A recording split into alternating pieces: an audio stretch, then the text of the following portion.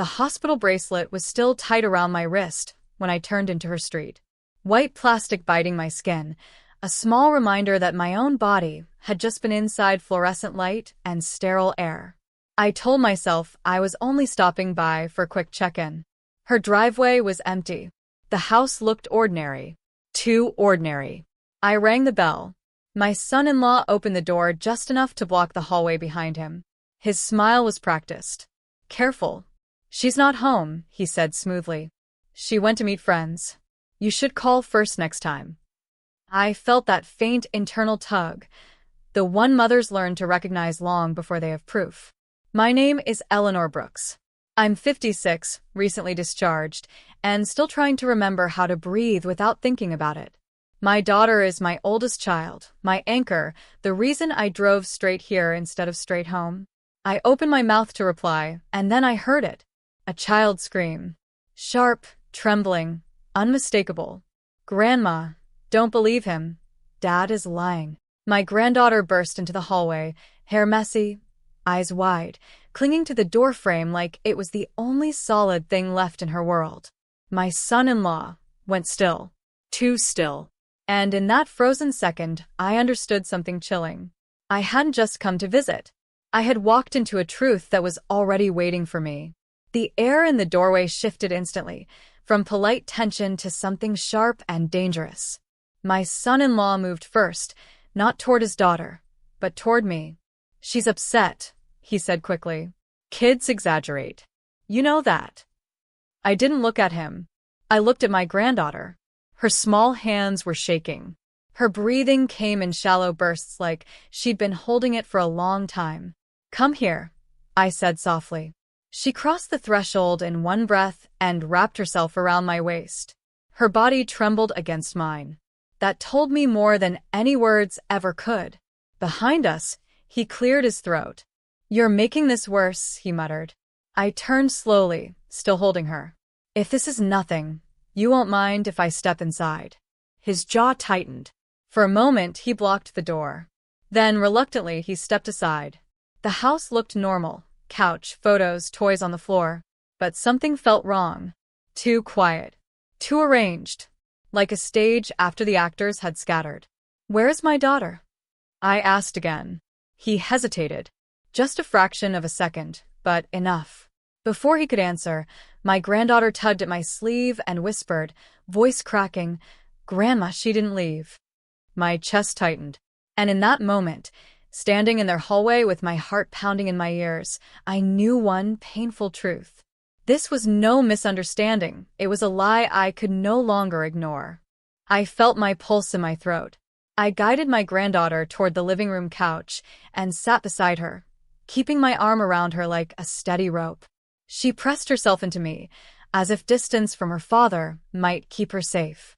Behind us, my son-in-law hovered in the hallway, too close, too tense. "Where is she?"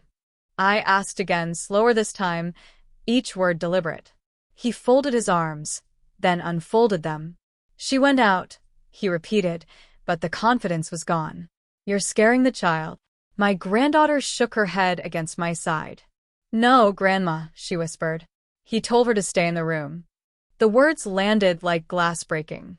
I stood up carefully, still holding her hand. My body felt older in that moment, heavier, steadier, unwilling to retreat. I walked down the hallway. Every step echoed too loudly. Doors stood closed like secrets, lined up in a row. I stopped at the bedroom door my daughter used to sleep behind when she was little. It was shut.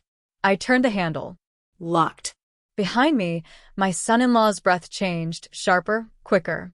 "Don't," he said suddenly. That single word told me everything. And in that heartbeat, I realized this was no longer about truth. It was about what I was willing to do to reach my child. My hand trembled on the doorknob, but I didn't step back. "Move away from me," I said calmly, even though my heart was hammering so hard I could hear it in my ears. My granddaughter tightened her grip on my sleeve, eyes fixed on the locked door. My son-in-law tried again, softer this time, almost pleading. "You're making a scene. She's fine." I didn't believe a single word. I reached for my phone and dialed my daughter's number. It rang once, Twice. 3 times, then went straight to voicemail. The silence on the line felt heavier than any scream. Behind me, I heard him take a step closer. I turned, blocking him with my body. "I am not leaving this house without my daughter," I said. "Not today." My granddaughter whispered, "Grandma, please." Her voice cracked in two. I pressed my ear against the door. At first, nothing. Then a faint sound. A movement. A breath too shallow to be normal. My chest tightened.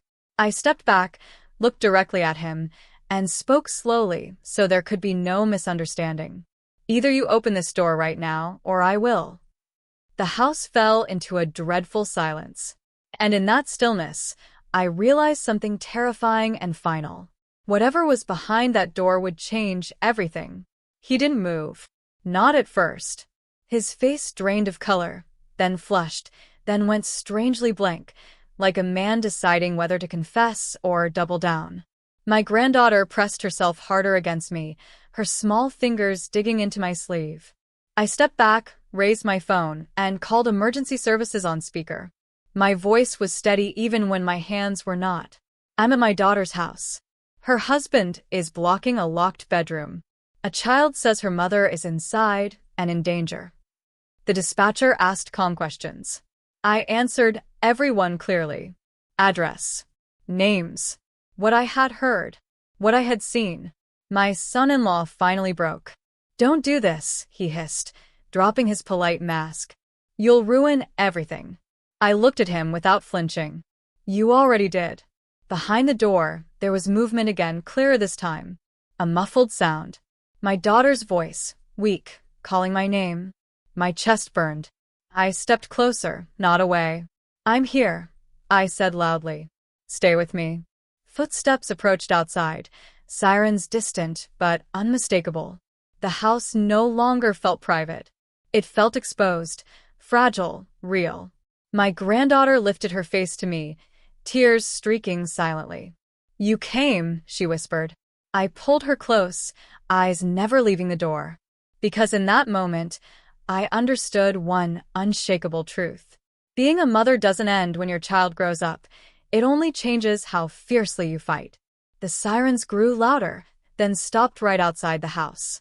2 officers moved quickly past me, calm but alert, their presence filling the hallway with authority my son-in-law could no longer challenge. One of them asked him to step back. He didn't argue this time. He just stared at the floor, hands trembling. The other officer tried the door. When it didn't open, they didn't hesitate. The lock gave way with a sharp crack that echoed through the house. The door swung open. My daughter was on the bed, pale, disoriented, wrapped in a blanket that looked more like a shield than comfort. She turned toward me, eyes glassy, then filled with relief the moment she saw my face. "Mom," she whispered. I rushed to her side, ignoring everything else. The room, the officers, my son-in-law standing frozen in the hallway. I took her hands, warm but shaking, and held them like I could anchor her to this moment. Paramedics followed, speaking gently, checking her pulse, asking careful questions.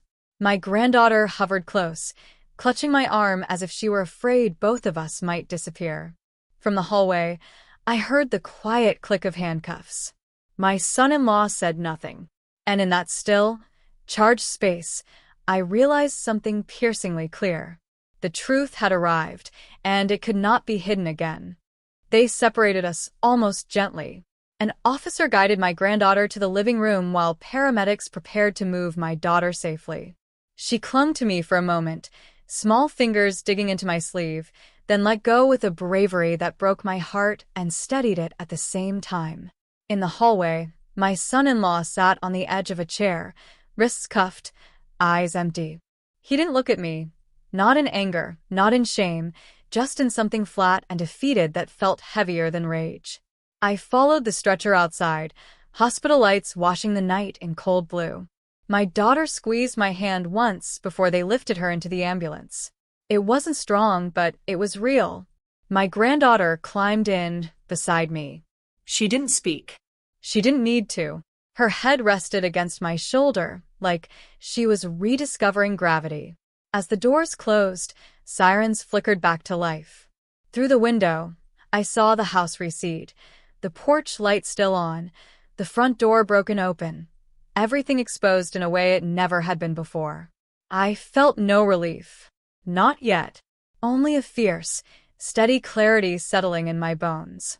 We had crossed a line that could never be walked back. And from here on, safety, not silence, would decide our lives. The hospital smelled like antiseptic and sleeplessness. We sat in a narrow room that felt too small for everything that had just happened. My daughter rested on the bed, pale but clearer, and four-taped to her arm like a fragile lifeline. My granddaughter curled against my side, her breathing finally slow, finally safe. A social worker came first, calm, careful, precise. Then a detective. Then a nurse who asked if we needed anything and meant it. Paperwork began to replace panic. Structure replaced chaos. My daughter looked at me and whispered, "You believed her." I took her hand. I will always believe her. Outside, dawn crept across the city in soft pink light. Somewhere, life was starting again. Inside this room, so were we.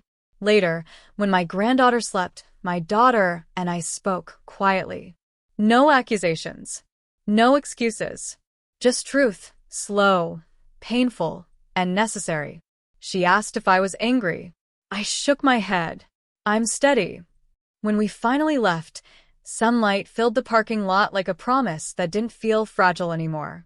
My granddaughter walked between us, holding both our hands. I realized then that this story would never be about what we lost. It would be about what we protected, and the way love becomes stronger when it stops pretending.